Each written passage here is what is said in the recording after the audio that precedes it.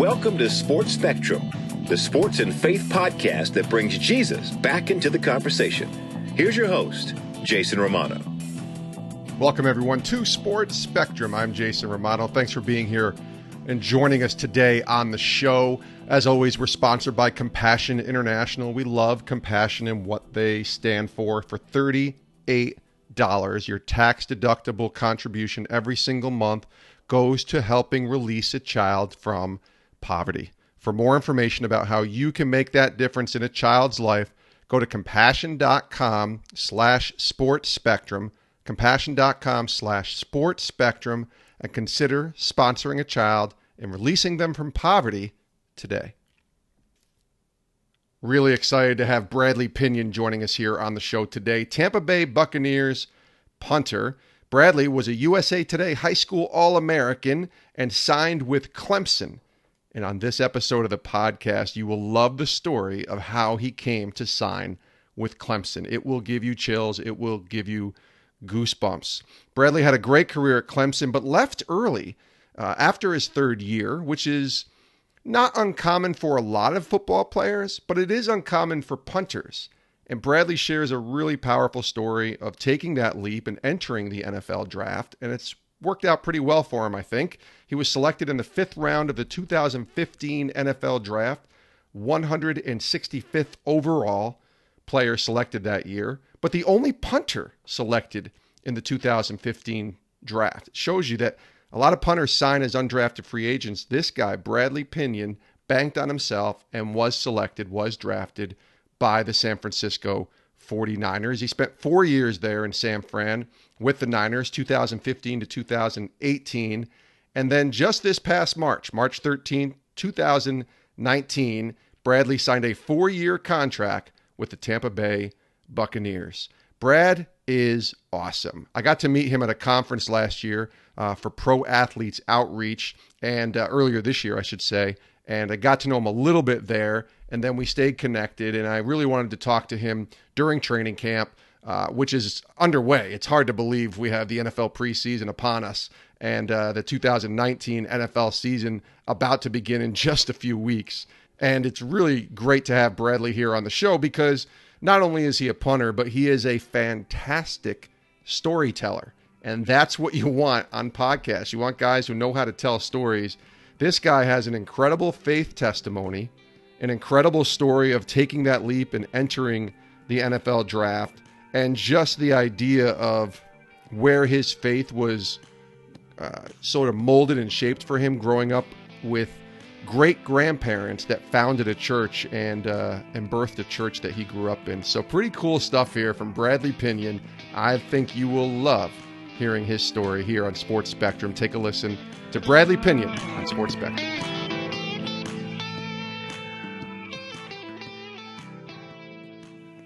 And we are pleased to be joined here on Sports Spectrum by Tampa Bay Buccaneers punter Bradley Pinion. Does that sound weird, Brad, being called Tampa Bay Buccaneers punter? It's been a few months since you signed with them. No, it doesn't sound weird. It sounds awesome, honestly.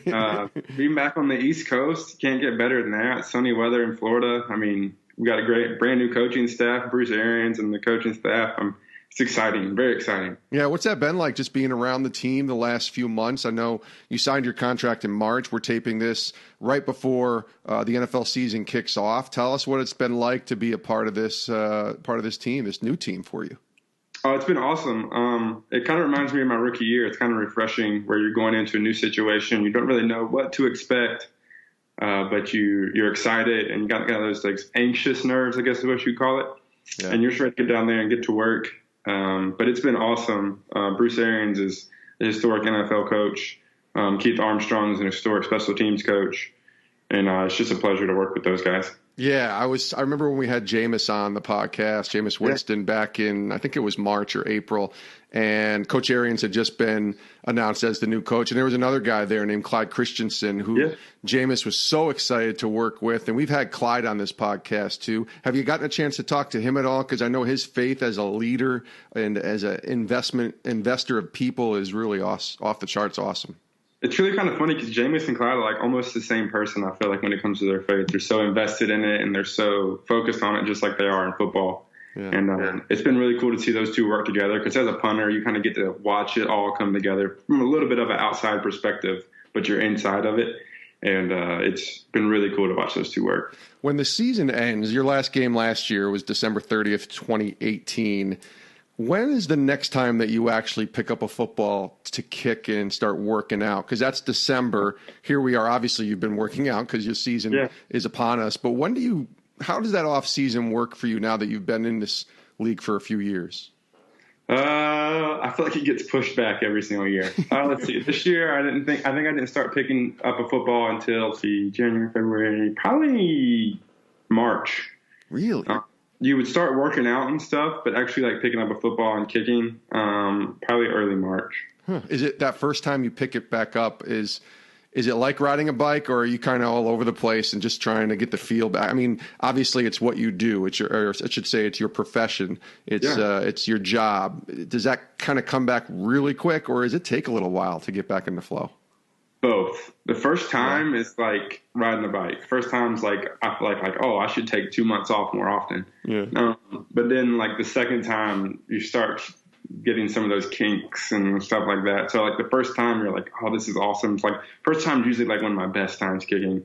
And then the second and third time you're like, all right, here comes all the little nuances of punting that you have to work on. And, so I'd say a little bit of both, honestly. Then once you get that workout going, what does that look like? What does a typical maybe off-season workout look like for you? And then take us through like mini camp, OTAs, even training camp, the necessary evil for NFL players, as they say, and kind of what your workouts look like and what your training looks like. So training I'll start at the end of a season. So usually January, I'll take a little bit of time off just from everything to kind of let your body recover. And I say a little bit of time, like a week and a half, 2 weeks. I can't take that much time off. It's just not in me. Yeah. And then from there, I will start doing like yoga, hot yoga, some body weight movements, some correctional movements, just trying to get my body back. And then you start kind of just gradually working it from there. You start adding some weights in, you start doing more yoga, you start adding chiropractors and massages, and just kind of keep building up until you get to OTAs. Then once you get to OTAs, you're really starting to kick a lot more, focusing on really heavy lifting. And then after OTAs, it's more of like, all right, the lifting might taper off a little bit because you're focusing more on kicking. While you're still lifting heavy and you're still getting your work in, you're putting more of emphasis on kicking because you have the season coming up. So it kind of goes like this, and then it comes back down a little bit, and it kind of ramps back up with the kicking side of it. But like a workout, for instance, for me, of course, I do basically normal workout, squats, benches, all that stuff for lifting. But kicking wise, I usually don't try to hit any more than like 60 balls in a workout. Let's take a picture on a pitch count. You don't want to hit too many balls and wear your leg out, just like you don't wear your arm out. Sure. And so you got to do that. And depending on how good I'm hitting that day, I might hit less if I'm hitting good, or more if I'm hitting bad, to try to work out the kinks. And that's just that's like goes into the season too, where you don't want to hit more. I usually tape it down to like 40 balls during the practice in the season. So I mentioned that necessary evil training camp, and it's pretty much happening right now as we release this interview. Is that necessary evil that you hear from so many NFL players from a punter's perspective? Do you view it the same way, or is it viewed differently in the sense of the position that you play and maybe the way that you go about your workouts versus a different position type of player? No, it's definitely still very taxing. It's definitely still necessary evil. It's more mental for a kicker and punter because you have obviously a lot more downtime than the other guys, but you're at the facility with that downtime. So are you going to use it in a smart way and use it to recover, or are you going to play ping pong or pool or whatever it might be? And that really decides a lot of how your season and your spring or in your training camp is going to go, as to how you use that downtime as a kicker and punter. You can get in the film, you can do stuff, and there's also doing too much. So you have to find that happy balance. And that's usually when I try to find, like, all right, what is my seasonal routine going to look like when, like, recovery wise, what's working good for me this year? Because it changes year to year. Sometimes the cold tub doesn't work good as a cryo, or a massage doesn't work good as a chiropractor. It fluctuates, ebbs and flows of what your body needs. And that's when you really find out, like, all right, what does my body need this year to make it through a 16-game season and hopefully more games? We'll talk about your faith testimony in a bit. We like to ask people testimonies here on this podcast. But what does faith look like during, say, a mini camp or a training camp when you're with the team, but you're not in that sort of routine that happens during a season where there's, Bible studies? I hear so much about NFL players and couples Bible studies on Monday nights and chapel on Saturday nights and things like that. But like in a training camp type of atmosphere, obviously this is your first with Tampa, but before that, maybe even with San Francisco and what you've seen from a faith perspective, are you able to keep a daily discipline routine going from a faith perspective for yourself as well? Daily discipline for yourself is just a matter of finding when to do it, because sleep is really important in training camp. So you don't want to have to wake up early and do it, and you don't have to do it before you go to bed. So you're just finding that downtime, like I said, during the day to do it. And that's really when you can get your study in. And then it's a team aspect, it's hard during training camp. The guys are so focused on making the team. The guys are so focused on their playbook that it's really hard to find a time to sit down with everybody. You will have some like guys that you can just tell are down that day, and it's really good to just kind of go over and talk to them and be like, hey, share a scripture with them, share something with them that may uplift them and get them through the day. And that's kind of how the fellowshipping goes in training camp. But it's really hard to get into a Bible study and get into a study when everybody's so focused on the playbook and making the team and different things along those lines. Relationships are hard too, aren't they, for training camp? I mean, obviously you're teammates, but you're also competing against each other. And you also know that you go in with how many guys, like 90-some guys or whatever it is, and you end up with a 52-man roster, I think. Is that right? 53-man roster. So there's 30 or 40 guys that you're going to start training camp with at the end of July that aren't going to be there a month later. What is that like from a and you've been in that role. I mean, even though you were drafted in 2015, the only punter selected in the draft, there's still no guarantees in this league. So what is that like to try and compete against, even though you're teammates, and even trying to build relationships? That's a lot to kind of go through in about a 6-week period. It is. It's a whole lot. And I've been fortunate enough where I've only had 1 year where I've actually had competition per se in training camp. But it's just hard. It's hard to build those relationships with somebody you're competing against. And it's almost like a competitive relationship where you want them to succeed and you want them to do well, but you also I don't say want them to do bad, but it's a really complex situation. And the teams that I've found that are the best are the ones that they are very unselfish in those situations, and they are competing against one another, but they're never wishing for somebody to do bad. They're always cheering the other person on if they make an interception or a big play or anything along those lines, and they're cheering them on. And that's actually how you build a good team, is you have that competition, and the competition uplifts the other person. And then you end up making it really hard for the coaches because everybody keeps rising, and the coaches have to make tough decisions. And and that's really what you want to happen. You want the coaches to have to make very tough decisions. I remember talking to John Kitna at a PAO conference a couple years ago. I don't think it was the one that you were at. And I asked him a question on the stage about the time when he was a quarterback, and he had, I think it was Dan Orlovsky and Josh McCown as his other quarterbacks. That's a pretty good threesome of guys who are, just knowing them, are just awesome dudes who love the Lord. And I said, how do you find yourself pouring into those guys and at the same time trying to compete against them because you want to be the starter? And Dan and Josh both have told me that they credit John Kitna for the mentorship and for the opportunity to grow in their faith in the Lord because of the relationship that they had, yet they're trying to compete with each other. Can you share a little bit on your experience level, maybe in some of the teams that you played on, some of the opportunities that you've gotten to pour into others, how you can kind of balance both of those, that you can compete? I know you kind of talked about it from a training camp perspective, but even when the season starts, there are guys battling with other guys who are on the same team for positions and for opportunities. Can you share a little bit about that parallel, I guess, of trying to pour into others and build them up and mentor them and then have them mentor you, but at the same time trying to compete to, in essence, take their job in a lot of ways?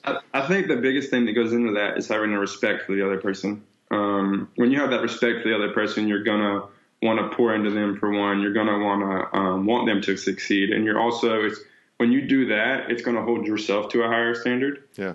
So if you're trying to mentor and you're trying to compete against someone, you can't help but to compare yourself, and you're going to push yourself that little bit extra to do better than that person, and they're going to push themselves. And like I said earlier, it's just going to keep building the team up.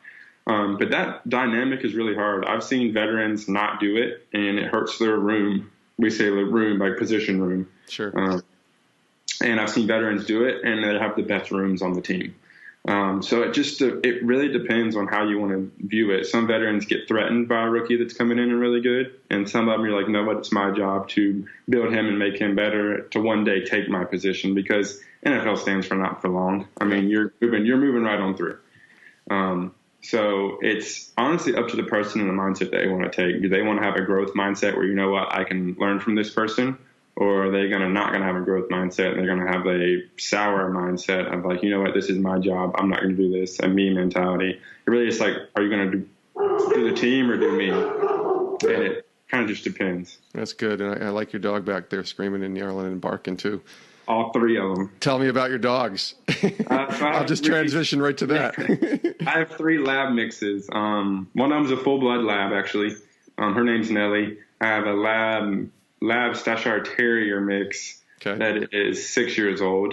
We've had her, me and my wife have had her since we were in college. And then we just got one probably not even 6 months ago, that it's a lab hound mix. And they're all over 75 pounds, the biggest weighing about 90 and the smallest being about 75. Wow, that's awesome. Yeah. They keep you busy, I'm sure.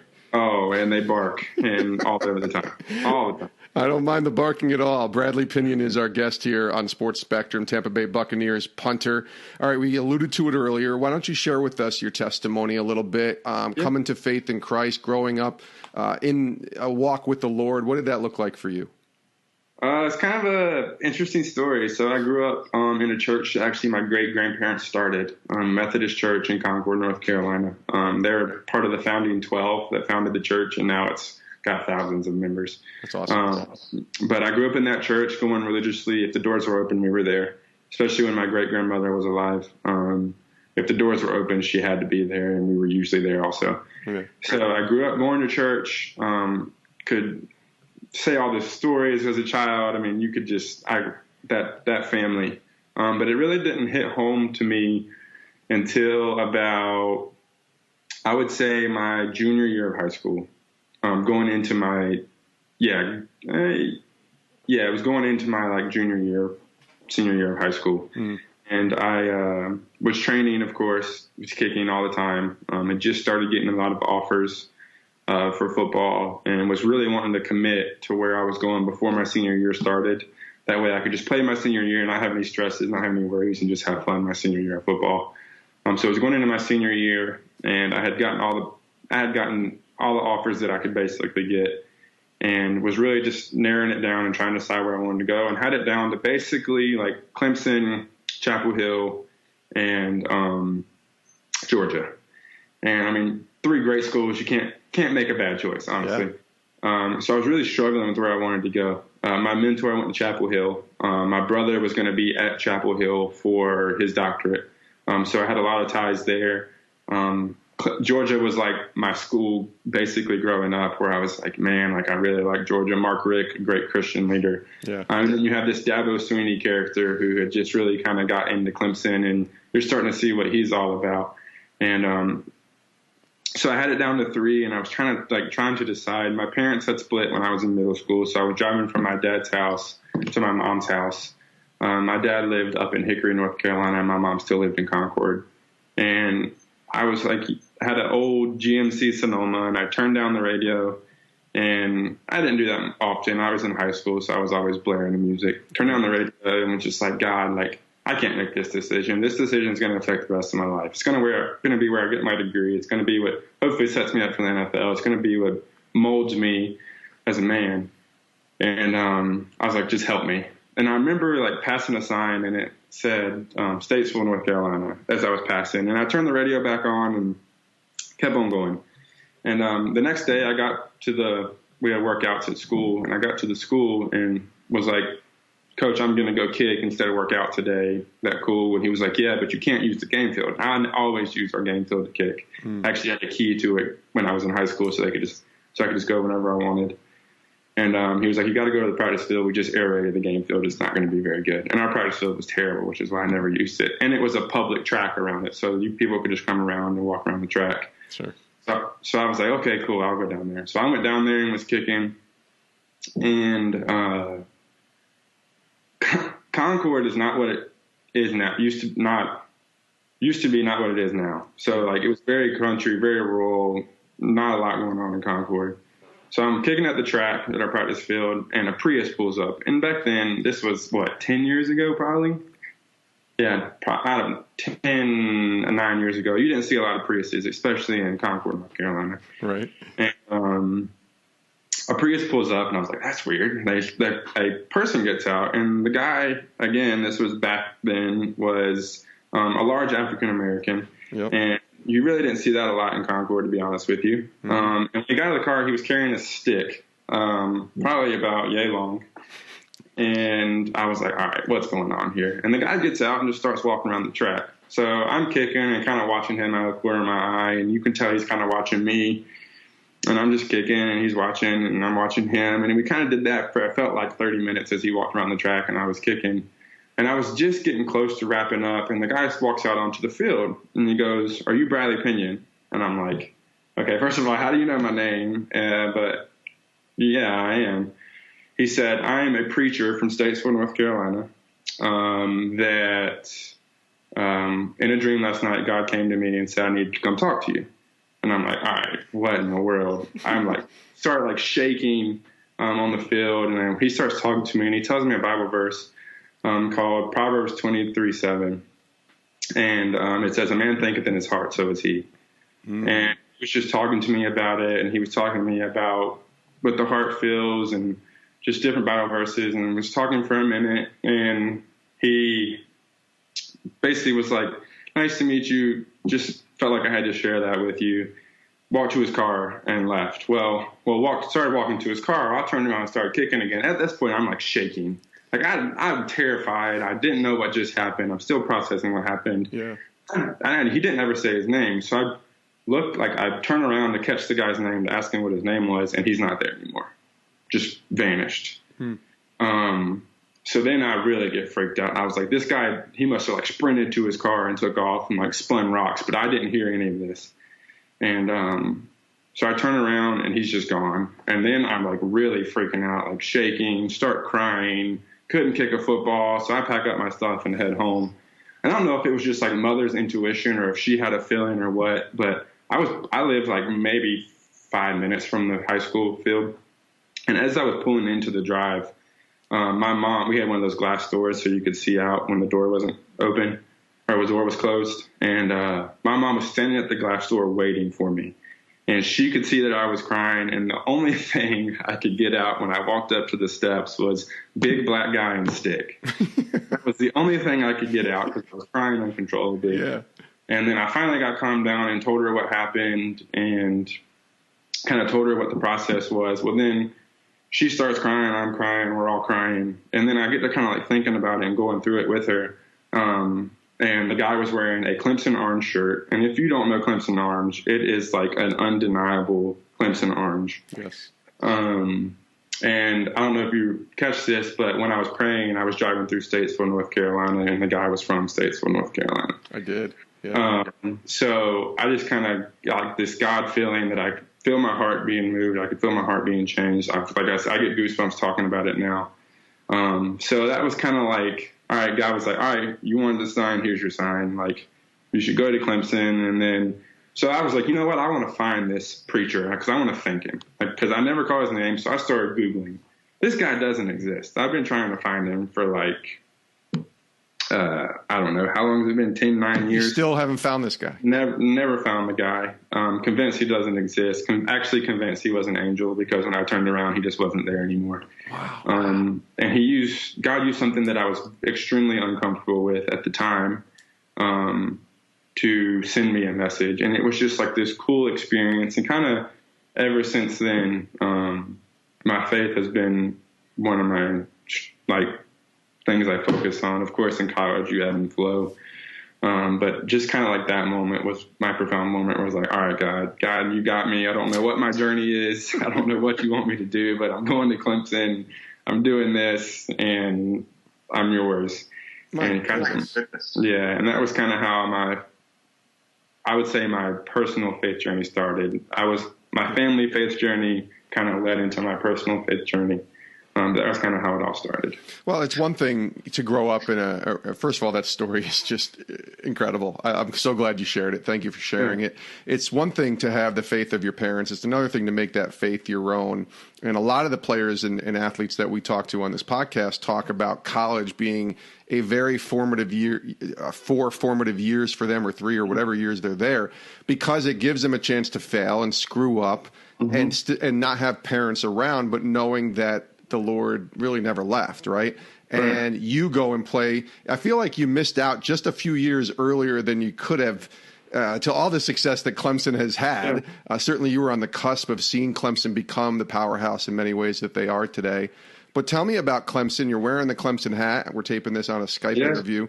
Tell me about your time at Clemson and just a little bit about Dabo and maybe what he meant to you. You said, he's a little crazy and eccentric in the way that he does things, but nobody will doubt the success. And everybody that we've talked to from Clemson, including Eric McLean, Hunter Renfrow, and others, have said this man just is a different dude who they just love so much. Tell me about your experience in Clemson and Dabo. So it was actually really funny. My brother went to the University of South Carolina. If you know anything about sports, Clemson and South Carolina do not get along. That is correct. So my first ever letter I got from Clemson, my brother threw in the trash. He was like, "You're not going to Clemson." Wow. So I used to say I would never play at Clemson, honestly, because of my brother and just they had a stigma of not treating their kickers very well before Sweeney got there. Sure. So I was actually at a recruiting visit for Georgia and was driving back to North Carolina, and you have to drive literally right past Clemson.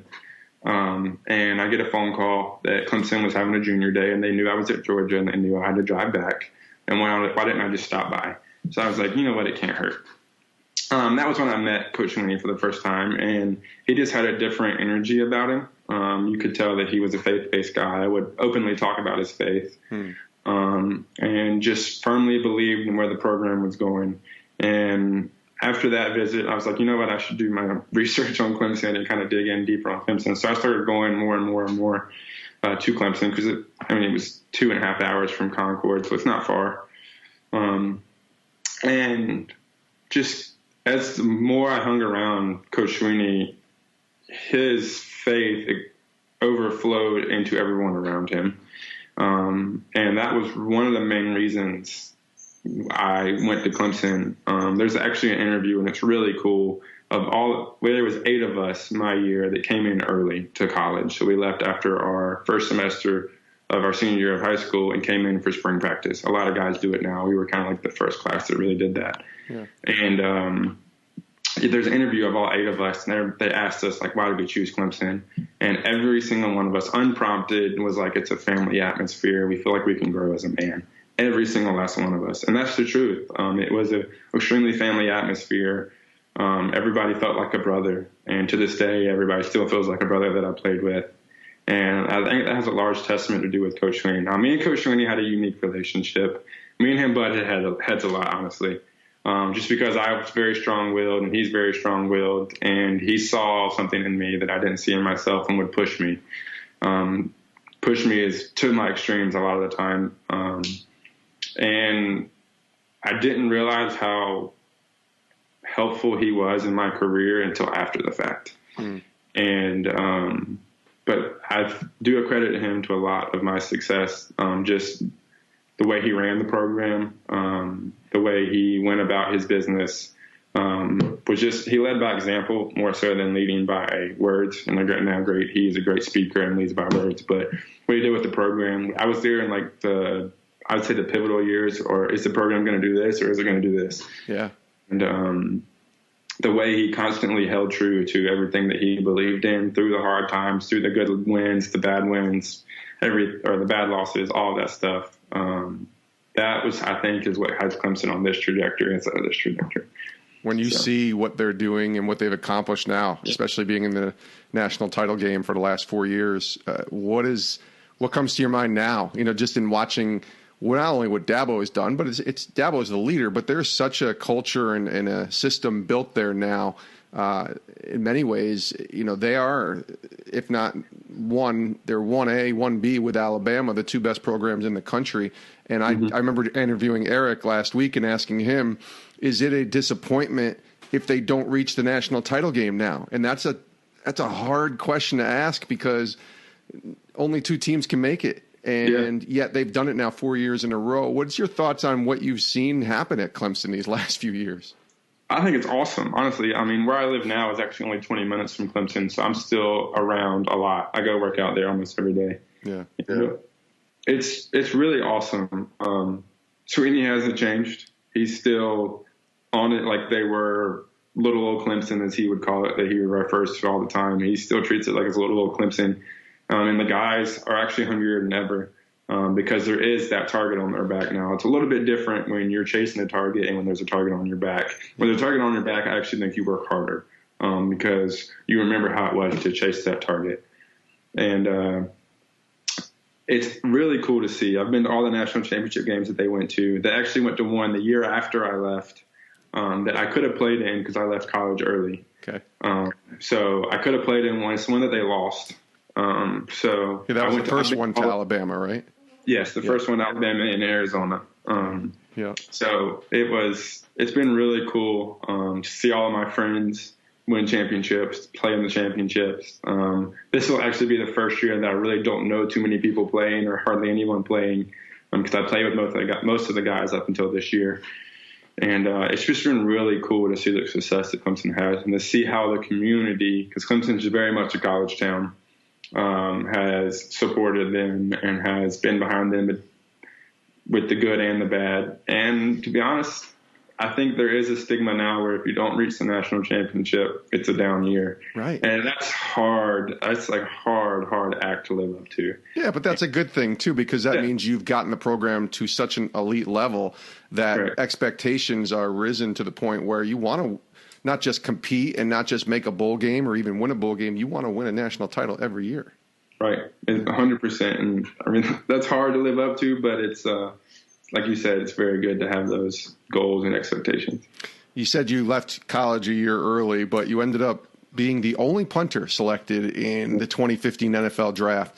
Did you think you would be selected? Did you know? Because when you were the only punter, you could go – I've seen punters go as high as the third round, and many, obviously being the only one, go undrafted. What was that period like for you entering the NFL draft? And so much uncertainty. Obviously, you said not for long, but there's a lot of uncertainty just with this business of the NFL being the only punter. Yeah, so it was another one of those crazy stories, actually. I was in my third year, during the third season at Clemson, during my junior season at Clemson. And me and my wife now, actually, she went to Clemson also. We dated and we're going through a little bit of a rough patch and had just broken up. And it was one of those things where, like, I felt like I was stagnant at Clemson, and I'm very much like, if I'm not growing, I'm going crazy. Yeah. Like, I need to be growing some type of way. And I felt very stagnant, and it had nothing to do with the program. It had nothing to do with me and my wife breaking up or not being together. It had everything to do with just me as a person, and I felt like I was stagnant. And I had some conversations with people that I trusted and was like, you know what, like, I know I'm good enough to play in the NFL. Clemson, I'm not going to punt a whole lot. I know how good we are. We were just on that, like I said, cusp. We were really good. If I do punt, it's going to be a plus 50 punt where I'm putting the ball inside the 10, and my numbers aren't going to be very good. So my numbers aren't going to go up. I just set every record for plus 50 in Clemson history. Like, I didn't see much more that I could accomplish at Clemson besides getting my degree. Sure. And I was only 5 classes away from getting my degree. And I felt stagnant, and I was struggling with it internally throughout the whole season and started praying about it. And I would always go to a Bible study on Wednesday nights with a group of guys that was led by a local preacher. And was at the Bible study, and I was really deep in thought about it at the time. And the Bible study was about considering your calling. And it, like, broke down every single step of, like, just things that, like, consider your calling. If the Lord's calling you to do something, like, and it was just it hit me hard. And I was like, you know what? I think the Lord's telling me to, like, go on. I got you. So I honestly took a leap of faith. Of course, I did my research. That class of specialist was not very good, to say the least. Sure. And the class that I would have been coming out in, I believe there was like 4 guys drafted that year. So it was kind of made sense on that aspect. And then I felt this tug from God to just go ahead and make the jump. And I talked to my mentor and my coach that I'd use for kicking, Dan Orner. I've been with him since middle school. He was in my wedding, actually. I mean, he's like a true mentor and a true friend. And talked to him about it. And he was like, all right, if you're going to do this, this is what we got to do. So we had a game plan laid out. This was before I ever talked to Coach Sweeney. Before I ever talked to any agents, before it was like me personally, just like, all right, this is what I need to do. So I had this all set. I had planned out in my head what I was going to say to Coach Sweeney. I had went to him in between the last game of the season and the bowl game. When a lot of guys kind of decide if they're going to do it. Sure. I went to him and was like, Coach, like, sat down. I'll never forget that. I sat down in his office and was like, Coach, I just want to thank you for bringing me to Clemson. And he looked at me and he was like, you're leaving early, aren't you? But don't know how he knew, don't know what he thought. And I looked at him and I said, yes, sir, I am. And he basically was like, is there anything I can do to convince you to stay? Because we'd love to have you here. And I do think you should stay. No punters leave early, which I understand where he was coming from. Sure. And I was like, honestly, Coach, there's nothing you can say or do. And that was kind of like the end of it with Coach Sweeney. I, of course, had to have more conversations with different people around the building because a lot of people were trying to convince me to stay because, like I said, punters just don't leave early. Punters just don't leave early. Yeah.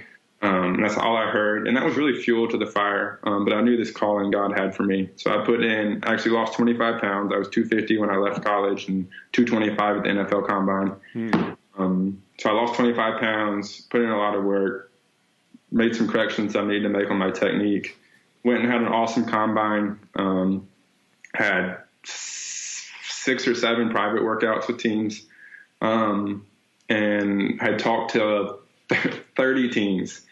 And the only 2 I hadn't talked to were the Charlotte Panthers, or the Carolina Panthers, which, of course, that'd be in my hometown. That would have been a dream come true, and the Patriots. Yep. Those were the 2 I hadn't talked to.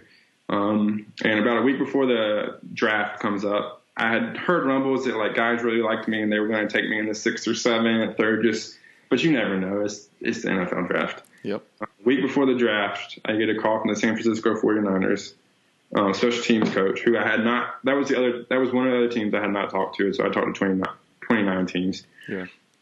At that point, and he was like, "I will be in town tomorrow. Find a field. I'm going to work you out." I'm like, "Okay."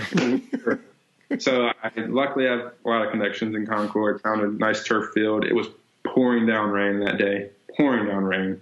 I go out there. I hit 6 punts, 2 kickoffs, and the coach is like, all right, that's all I need to see.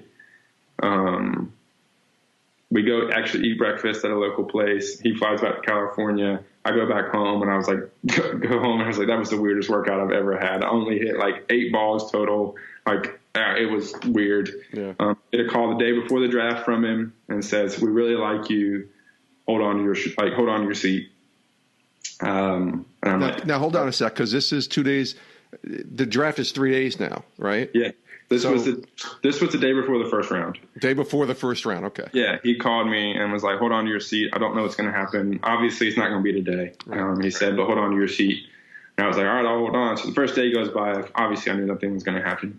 Second day, that morning up, he calls me and was like, all right, like, we like you. We're going to try to get you. We don't know what round. We don't know when, but we like you. Well, San Francisco, I had looked at it and had 5 picks, like, within a cluster of like 30 picks. And it was like in the 5th round. And I told my family, I was like, I'm going to end up going to San Francisco in the 5th round. And they're like, you're out of your mind. Punters don't go in the 5th round. Yeah. I was like, I'm going to San Francisco in the 5th round.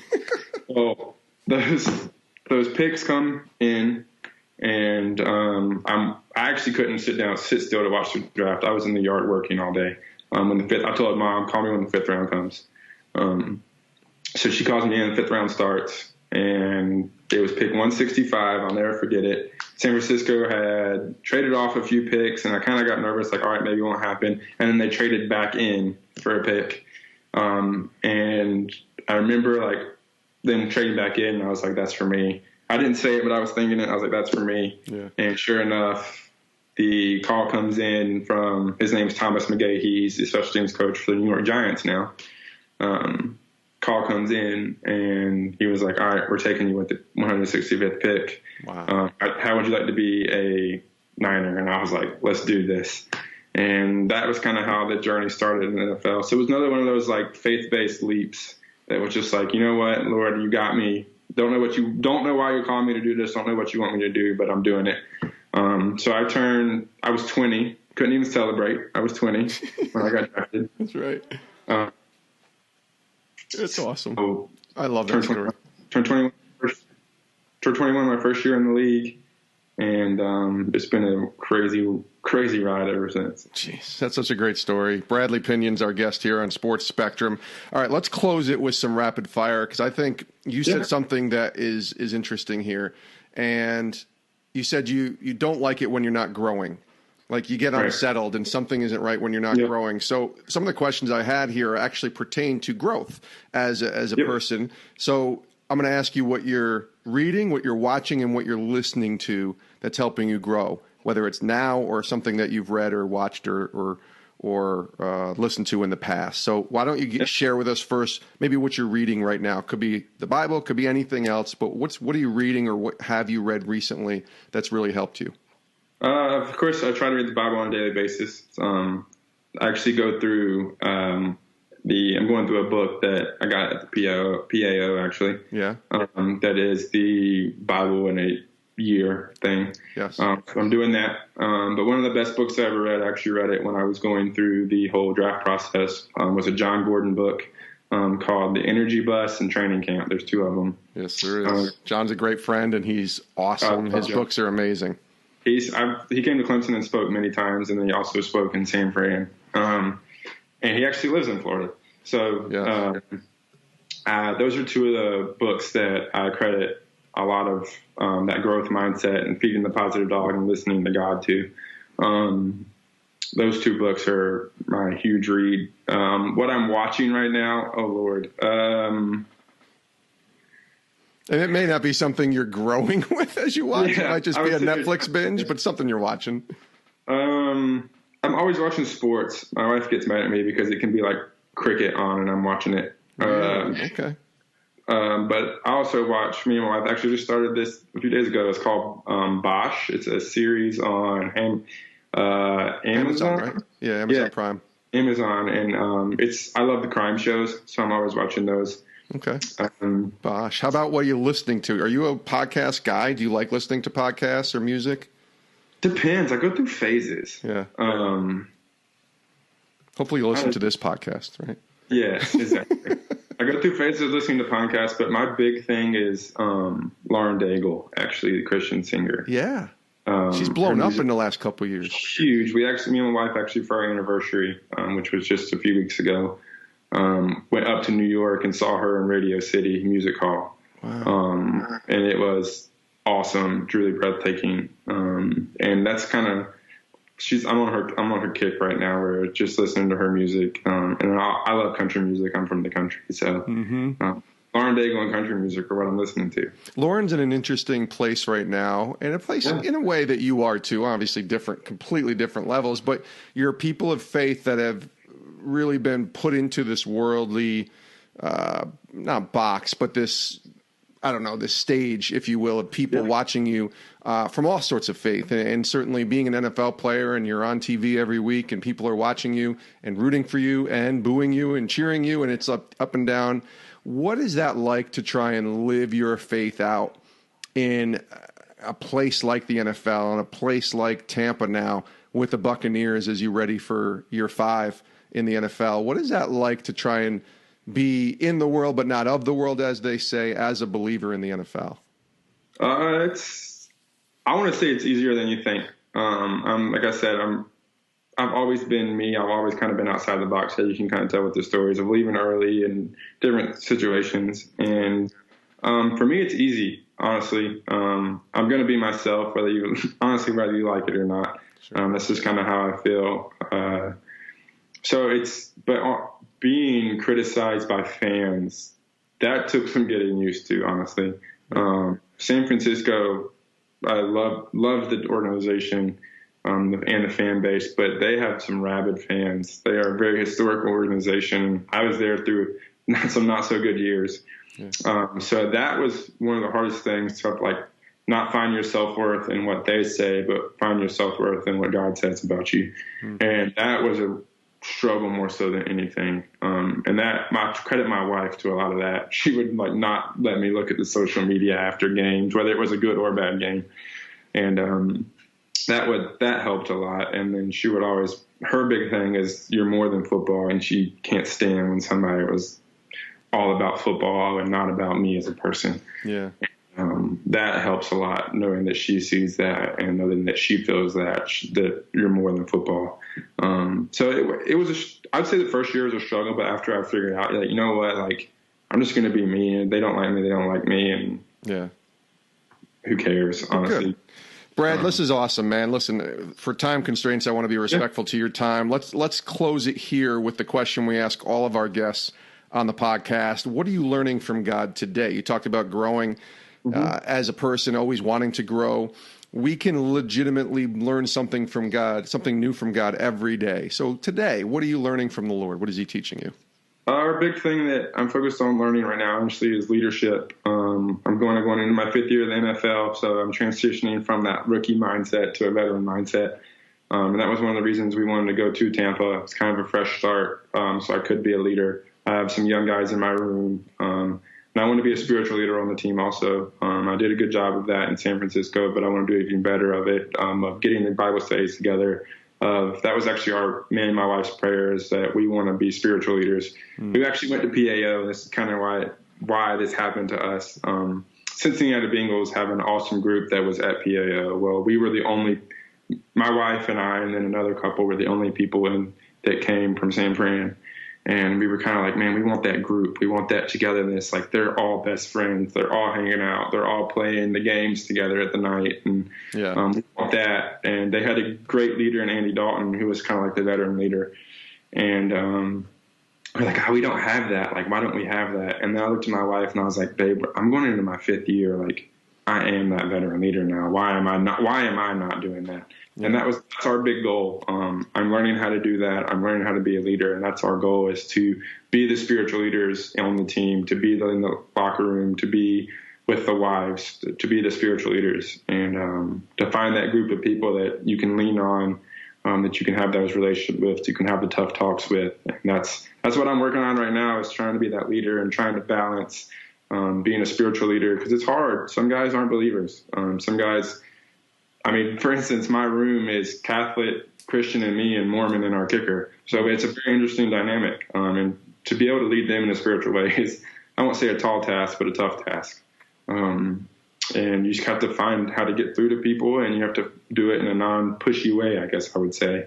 And that's what I'm working on right now. Yeah, I think it starts with relationships, right? They're not going to listen to what you have to say until they know that you care about them, and that's really awesome. I'm glad you're looking at it that way. It's perfect, and honestly, it's a lot easier because we just had somebody on. I can't remember who it was, who has looked. Oh, you know who it was? It was the kicker for the Titans, Ryan Suckup, and Ryan was on the podcast, and he, since year one, has had a holder and a snapper and himself who are all Christians. And he's been in the league 13 years or 12 years or whatever.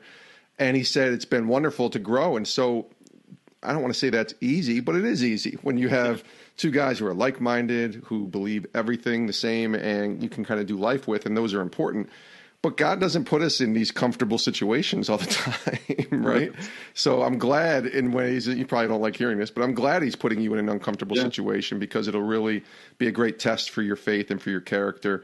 Brad, this has been great, man. Thanks so much for spending the time that you have. Wish you nothing but the best for a great 2019 season, and hopefully we'll see you at PAO in 2020. Yes, sir. Thank you. All right. Great stuff there from Bradley Pinion. Man, he is an awesome storyteller, and I'm really glad that he was willing to come on the Sports Spectrum podcast. So much to unpack there. And I think it's just a matter of going back and listening to it again, quite honestly, because his story, his powerful faith testimony that helped lead to his decision to go to Clemson. I mean, that story of punting and that large African-American man with a stick coming, and I mean, it just gave me chills listening to him tell that story. And then the leap of faith and having to walk into Dabo Swinney's office and telling Coach Swinney that he's leaving early to go into the NFL draft. Punters don't leave early to go to the draft, and he did, and it's worked out great for him, trusting in God and trusting in the Lord throughout the entire process. And going to be praying for Brad and really wishing nothing but the best for him and his wife, Kaylee, as they get ready for the 2019 season, a brand new year with a brand new team in Tampa. And that team is one to keep an eye on with Coach Bruce Arians and just the new staff and the kind of new blood that's there. And certainly Jameis Winston, who was on this podcast, still leading the way at quarterback. Tampa's going to be a lot of fun to watch and see how they perform in 2019. So we wish Brad nothing but the best and really appreciate him joining us here on the podcast. Give him a follow on Twitter. You just search his name, or his handle is @bpinion05 on Twitter. Tweet at him. Let him know that you heard his story, heard his journey here on Sports Spectrum. Many thanks to Brad. Many thanks to Compassion International as well for sponsoring this podcast for $38 a month. It's tax deductible. It's a chance for you to release a child from poverty. What a great responsibility. What a great honor and a privilege and an opportunity for you and I to know where our money is going to go and to know that it's going to help a child in need across the globe. $38 a month. For more information about how you can take that leap of faith and sponsor a child today, go to compassion.com/sportspectrum, compassion.com/sportspectrum, and consider releasing a child from poverty.